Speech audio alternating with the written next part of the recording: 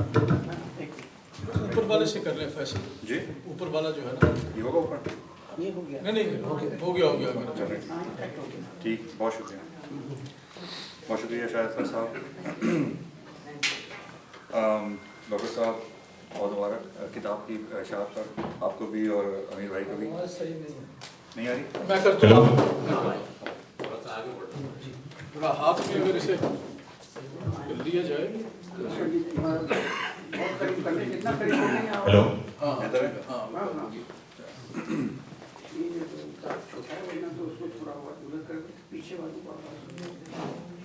ठीक है भाई।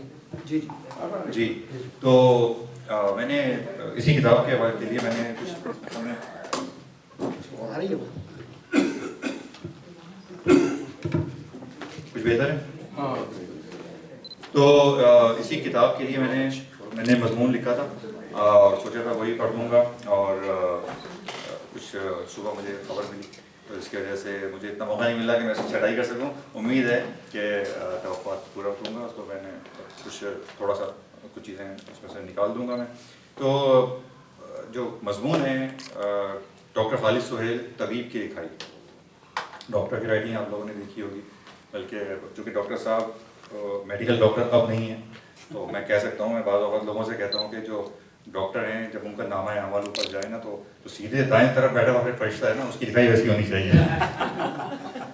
तो यूँ तो हमने लोगों से और लोगों ने औरों से कितनी दफ़ा कहा होगा कि डॉक्टर की लिखाई को समझना बहुत मुश्किल है, मगर डॉक्टर खालिद सुहेल जो तबीब भी हैं उनका लिखा पढ़ने वाले पाकिस्तान से लेकर कनाडा तक फैले हुए हैं, और डॉक्टर खालिद सुहेल मुसलसल उनकी मोहब्बतें समेट रहे हैं। उनका हल्का अहबाब दिन ब दिन फैल रहा है, बल्कि फूल भी रहा है और फासले सिमटते जा रहे हैं। उनकी किताबों या तहरीरों की तादाद और उनके क़ारीन की तादाद में इजाफे के तनासुब का अगर मुकाबला किया जाए तो कहना मुश्किल है कि कौन जीतेगा, क्योंकि जब तक हम अपने मजमून की नौ फलक संवारेंगे तब तक कुछ बईद नहीं कि डॉक्टर साहब की एक और किताब शाये हो चुकी होगी। मैं उन्हें पहले शायर और अफसाना निगार के तौर पर जानता था, मगर एक दिन अचानक ख्याल आया कि अब तो एक ज़माने से हम उन्हें एक ऐसे नस्तार के तौर पे देख रहे हैं जिसके अंदर बकौल खुद उनके एक तख्लीक का चश्मा जारी है, यानी वो मुसलसल सोचते और अपने ख्यालात को आगे तहरीर में लाते रहते हैं। अगरचे ये वक्फा बहुत ज़रूरी है, मगर जिस इश्तिहार में ये कहा गया था कि वक्फा बहुत ज़रूरी है, एक ज़माने पहले उन्होंने उस इश्तिहार की आधी बात को रद्द करके बाकी आधी को अपने पल्ले से बांध लिया और एक वक्फे कामिल इख्तियार कर लिया, और नतीजे में अपने वक्त और अपनी तवानाई को कलमी तख्लीक़ात के तसलसल के सुपुर्द कर दिया था। यही वजह है कि उनकी किताबों की तादाद बताते हुए रश आता है। सोचिए कि अगर किताबों की जगह अगर उन्होंने इस इश्तिहार को रद्द नहीं किया होता तो ये तादाद उनकी औलाद की होगी। तो लिखने के मामले में इस कदर अंधर काम के लिए खुद को वक्त करना यकीनन बड़े दिल गुर्दे का काम है। यहाँ रश हसद के माना में नहीं है, क्योंकि दिल गुर्दे का जिक्र आ गया है और डॉक्टर खालिद सुहेल खानवादा दिल यानी फैमिली ऑफ द हार्ट के रूहे रवां भी हैं और दिलों के ताल्लुक को अजीज भी रखते हैं, जिसकी एक मुरतब गवाही उनकी अदबी मोहब्बत नामे के उन्वान से शाये होने वाली किताब है। ये किताब उनके अदबी दोस्तों की मोहब्बत भरे खुतूत का मजमूआ है। मेरे सामने डॉक्टर साहब की कुछ किताबें थी जिनको मैंने उस वक्त मैंने मजमून लिखा था, उनके हवाले से कुछ चीज़ें लिखी थी, मैं वही यहाँ पेश कर रहा हूँ। मिसाल के तौर पर उनका एक शेर मजमूआ समंदर और जजीरे, अगर उसके हवाले से कुछ बात करूँ तो खालिद सुहेल साहब के यहाँ उनके वैसे तो कई शेरी मजमूए शाये हो चुके हैं, लेकिन जिस मजमूए का मैं जिक्र कर रहा हूँ उसमें उनकी 1975 से 2005 तक की शायरी का इंतखाब शामिल है। गज़लें भी हैं, मुख्तलिफ मौज़ूआत पर नज़में और ख़तात भी हैं, लेकिन जो मजमूई तासुर मुझे उस किताब के मुताले से मिला वो ये कि ये एक महाजिर अदीब की कहानी है। मैं उनकी शेरी तहक़ीक़ात और मौजूदा नस्ली सफ़र को दो अदवार के दरमियान एक जज़्ब के तौर पर देखता हूँ। कॉलम और मजमून निगारी का जो दरिया उस वक्त उनकी तख्लीक़ी वक़ूर का इजहारिया बना हुआ है, उससे पहले हमें उनके यहाँ नए अफसाने और शायरी का एक सिलसिला नजर आता है। एक बार सुल्तान जमील नसीम साहब ने दो हम असर शायरों के बारे में इजहार ख्याल करते हुए कहा था, नाम नहीं लूँगा क्योंकि ज़ाती गुफ्तगू थी, कि एक के यहाँ जो शायरी है वो एक ही नहज पर है, अच्छी है, मगर उसमें आगे का सफ़र नहीं मिलता, जबकि दूसरे के यहाँ एक इर्तिकाई सफ़र नज़र आता है, और ये बहुत ज़रूरी है कि आप इर्तिकाई मनाजिल तय करते रहें। تو خالد سہیل صاحب کی تحریر پڑھ کر مجھے بار بار وہ بات یاد آتی ہے. یعنی ان کے یہاں سفر، موڑ اور بدلتے راستے بھی نظر آتے ہیں. ہاں یہ ہے کہ شاید ایک شاعر ہونے کی وجہ سے ان کے کلام کا ان کی نثر کے مقابلے میں زیادہ مداح ہوں. اس کے 2 شعر میں اگر پیش کروں کہ ہم نے شیشے کا مقام مل کے بنایا، لیکن جب سے جانا ہے کہ پتھر کے بنے ہیں چپ ہیں. اور صحراؤں میں ہم باد صبا ڈھونڈ رہے ہیں، کفار کے سینوں میں خدا ڈھونڈ رہے ہیں. اس مجموعے کے ابتدا میں 3 نظمیں ہیں اور تینوں عمدہ اور قابل انتخاب ہیں. غزل میں جو پابندیاں ہوتی ہیں اس کے باوجود موضوعات کے اعتبار سے خالد سہیل صاحب نے غزل میں بھی نظم کی طرح اپنے موضوعات اور خیالات کا کھل کر اظہار کیا ہے، جن میں مجموعہ اشعار بھی شامل ہیں. ساتھ ہی انہوں نے اعلان بھی کر دیا کہ تمام عمر تھا قاتل میرا، مگر اس شب ضمیر کو در عشرت پہ سنسار کیا. تو تخلیقیت، روایت کے ہاتھوں اسقضیہ اور لوگوں کی خود شناسی، یہ خالد سہیل صاحب کے پسندیدہ موضوعات ہیں جو آپ کو شعر اور نثر دونوں میں جا بجا ملتے ہیں. ان کی ادبی اور سماجی کاوشوں میں جو مقام اتصال بہت ابھر کر آتا ہے وہ یہی موضوع ہے. چونکہ آج کا موضوع یہ مجموعہ کلام نہیں ہے، بلکہ میں اس کے حوالے سے میں کچھ چیزیں چھوڑ رہا ہوں. میں یہ کہوں گا کہ ان کے یہاں اچھا چند اشارے ہے کہ مثلا ان کی نظم ہے اسٹل برتھ، تو یہ ان خوابوں اور جذبوں کا نوحہ ہے جو اظہار تو کیا ادراک تک بھی نہیں پہنچ پاتے اور مر جاتے ہیں. ان کی ایک نظم ہے میری ماں کی بوڑھی آنکھیں. یہ ہجرت سے جڑی نفسیات کے مختلف پہلو ہیں جو شعوری اور لاشعوری طور پر دکھاتی ہے. ان کے یہاں عالمی امن اور مسائل کا ذکر بھی اچھا خاصا ہے. تشدد، جنگ، اس کی تباہیوں پر تاثرات کئی نظموں کا موضوع ہیں. اسی طرح کولونیلزم ایک ایسی نظم ہے جو تیسری دنیا کے ذہنی الجھاؤ پر طنز کرتی ہے. ان کی نظم نئی کہانی ہے جو ان کی آپ بیتی معلوم ہوتی ہے. اس کے علاوہ عورت اور اس کے نفسیاتی، صنفی اور جنسی معاملات پر بالخصوص بہت سی نظمیں ہیں جو ان معاملات کے خیالات اور احساسات کا براہ راست اظہار ہیں. اگر یہ کہا جائے کہ کسی مرد شاعر کے ہاں اس ایک مجموعے میں عورت کے موضوع پر اتنی تعداد میں اور اتنے معاملات پر نظموں کا ہونا کامیاب ہے تو شاید غلط نہ ہو. سرخ دائرہ کو لے لیجیے، اس پر کافی لوگوں نے ویسے لکھا ہے، کئی لوگوں نے اس کا ذکر کیا. غالباً احمد فراز صاحب نے بھی آپ کو غالباً اسی پہ انعام بھی ملا تھا.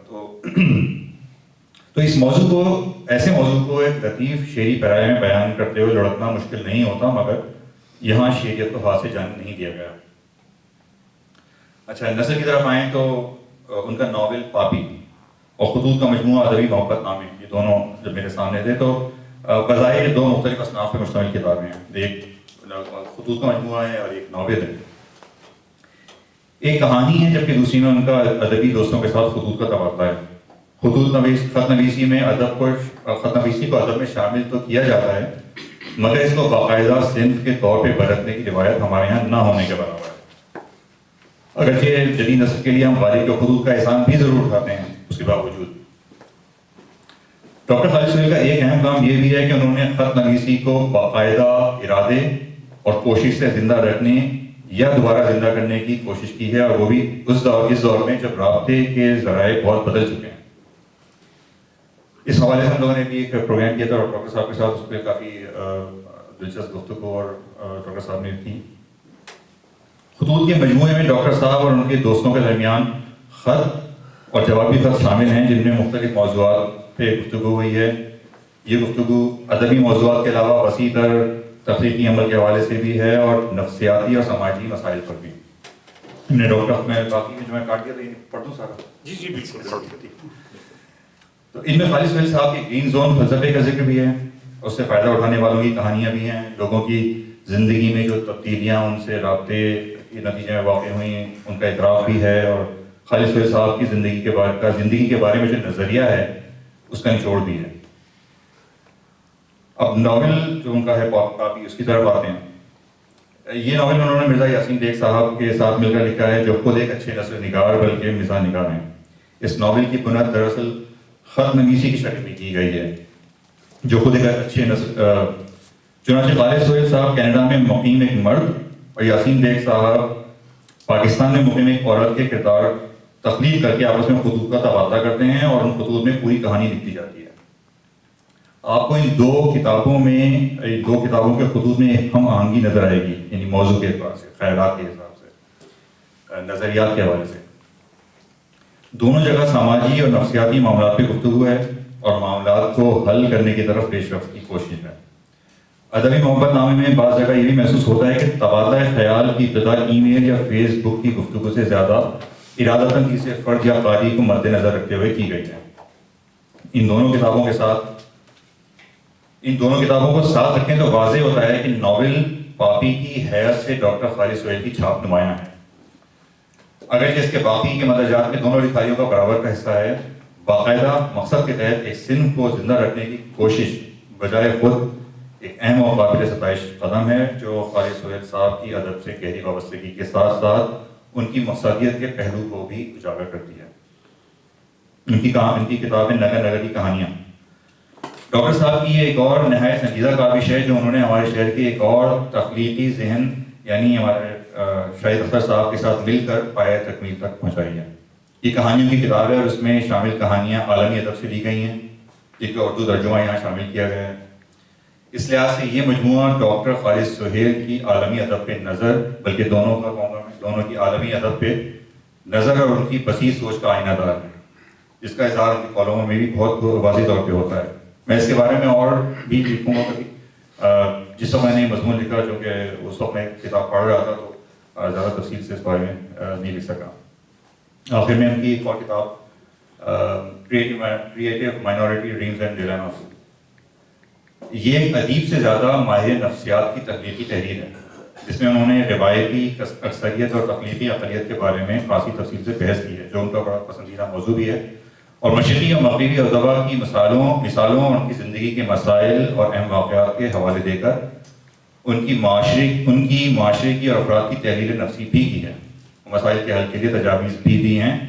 میری نظر میں یہ محض نفسیات ہی نہیں بلکہ خود زندگی کو بھی سمجھنے کے لیے ایک نہایت اہم تصنیف ہے۔ ان کے ایک شعر سنانا چاہوں گا میں کہ مجھ کو اکثر یہ گمان ہوتا ہے میرے پہلو میں بہت سے دل ہیں، اور جاتے جاتے میں ایک ذکر کرنا چاہوں ان کا جس کا اکثر وہ کرتے میں بھی کر دیتا ہوں، وہ ان کی جو وائس میل جس میں انہوں نے شعر ایک ریکارڈ کرایا ہے اور کہا ہے کہ درویش has gone in search of himself۔ تو وہ اس کے بعد پھر وہ شعر ہے کہ جب کبھی آتے ہیں میرے پاس آپ، میں نکل جاتا ہوں خود کو ڈھونڈنے۔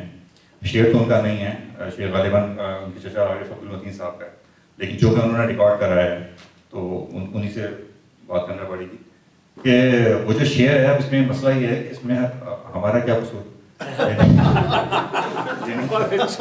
مطلب یہ ہے کہ میں ادھر آ کے دروازہ کھڑا رہا ہوں، پیچھے دروازے سے نکل گئے، تو میرا بس یہ ہے گزارش ہے کہ پہلے سے نکل جائے گا نہیں تاکہ جب ہم آئیں۔ اچھا ہر دفعہ آپ مل بھی جاتے ہیں اپنے آپ کو کیونکہ آپ ہر دفعہ کال بھی کر لیتے ہیں۔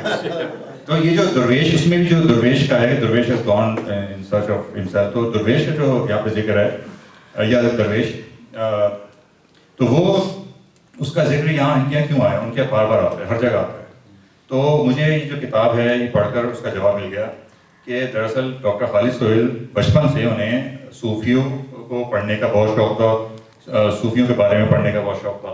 تو بچپن سے جو آپ کو شوق ہو تو بچپن میں ایک مسئلہ یہ ہے کہ ڈاکٹر صاحب خود ماہر نفسیات ہیں، تو لہٰذا اگر ڈاکٹر خالد سہیل اپنی کلینک میں جائیں اور وہ جو ایگزامینیشن ٹیبل ہوتی ہے اس پہ اور ڈاکٹر خالد سہیل ان کا انٹرویو کریں تو وہ یقیناً وہ کہیں گے کہ جو آپ بار بار درویش کرتے ہیں یہ آپ کے بچپن میں بیٹھا ہوا تھا، آپ کے دماغ میں بیٹھا تھا، تو شاید اس لیے آپ بار بار درویش کی بات کرتے ہیں، ورنہ باقی سب چھوڑا، مذہب بھی چھوڑ دیا، جو صوفی کی باقی کی زندگی سب کچھ چھوڑ دی، بس ایک ہم نے وہ رکھ لیا ہے، اور نہ صرف رکھ لیا بلکہ اتنے دیالو ہیں کہ جو شخص ذرا سا بھی سوچتا ہوا معلوم ہوتا ہے اس کو درویش کہہ دیتے ہیں۔ لہٰذا ہم سب کے ساتھ جو ہیں وہ کبھی نہ کبھی فنے بڑی محبت سے درویش کہہ چکے ہیں۔ تو بس یہ کہنا تھا، اور ایک دفعہ پھر جناب بہت شکریہ اور بہت مبارکباد۔